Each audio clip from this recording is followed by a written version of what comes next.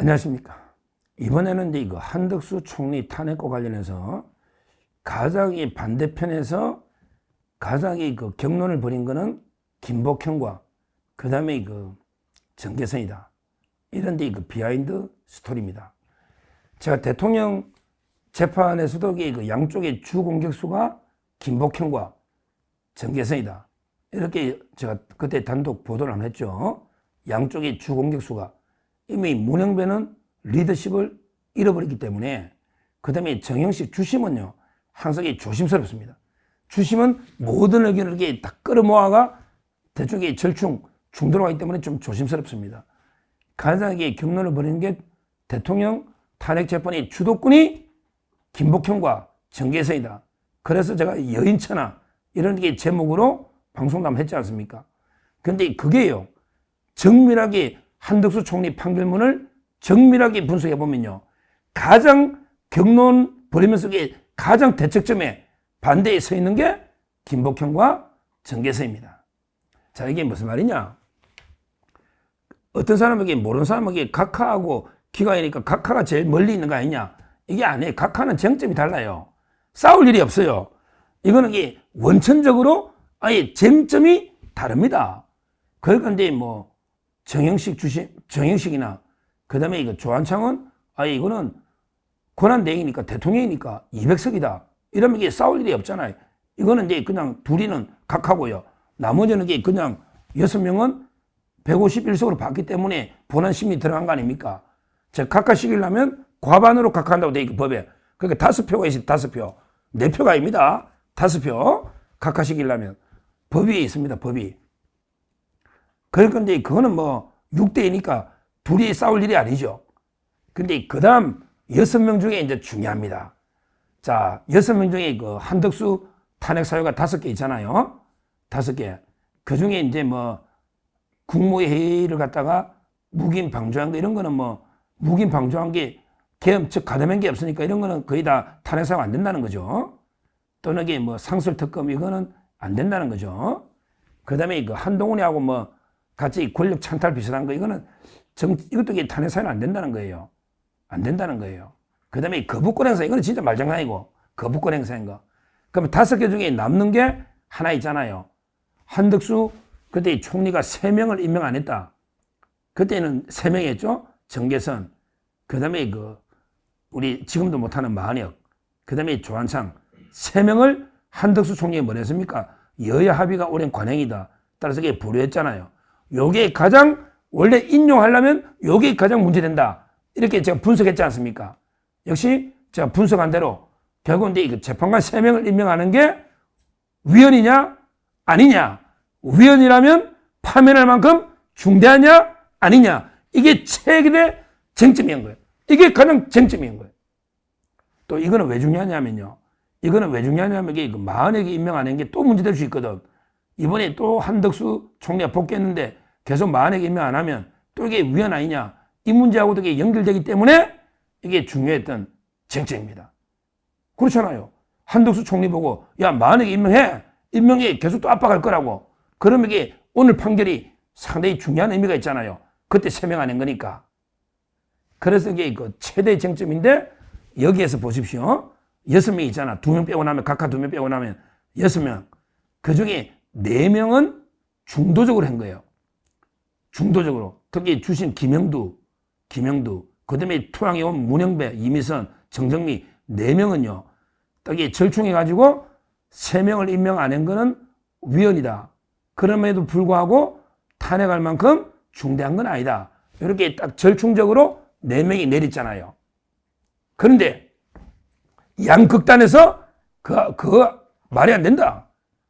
양극단에서 싸운 게 김복현과 정계선이잖아요. 김복현은 뭐냐?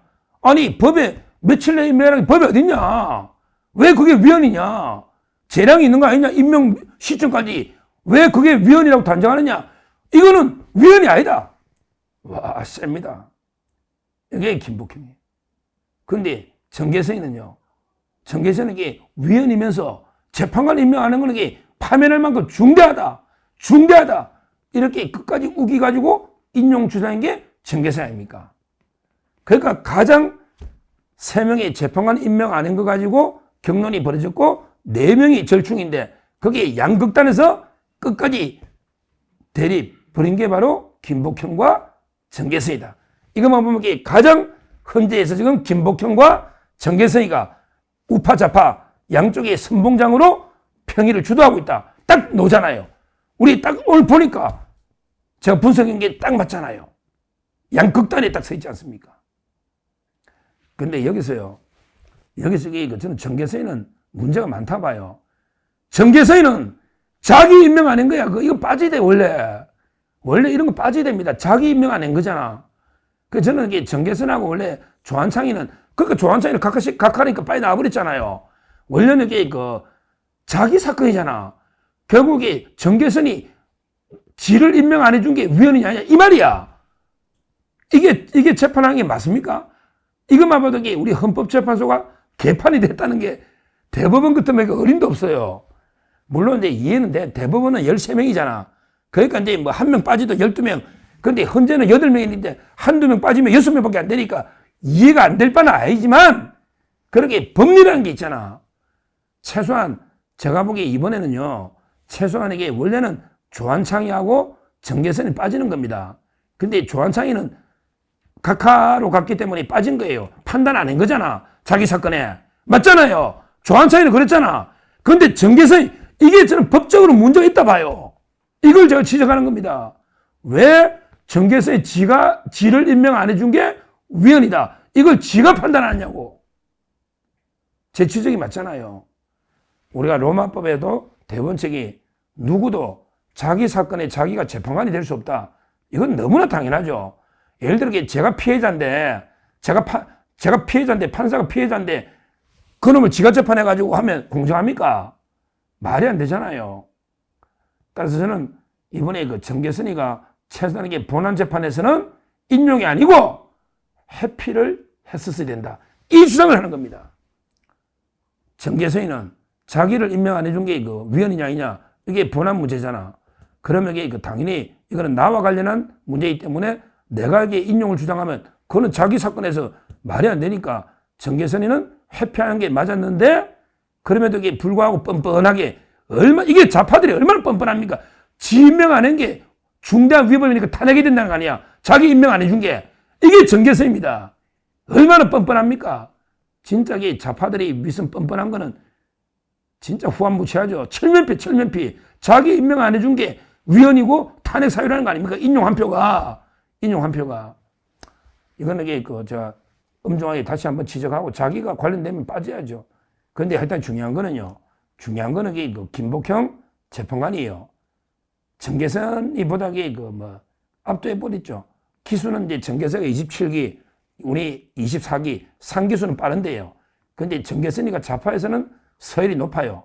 왜냐하면 이게 몇 년 전부터 계속 정계선이가 몇 년 전부터 대법관, 재판관으로 이름이 오르내렸거든요. 이름이 오르내린 좌파들이 볼 때는 최고력의 에이스로 봐. 그러니까 지금 제가 좌파들 패널들 이야기 들어보면 야, 믿을 놈 정계선이밖에 없네.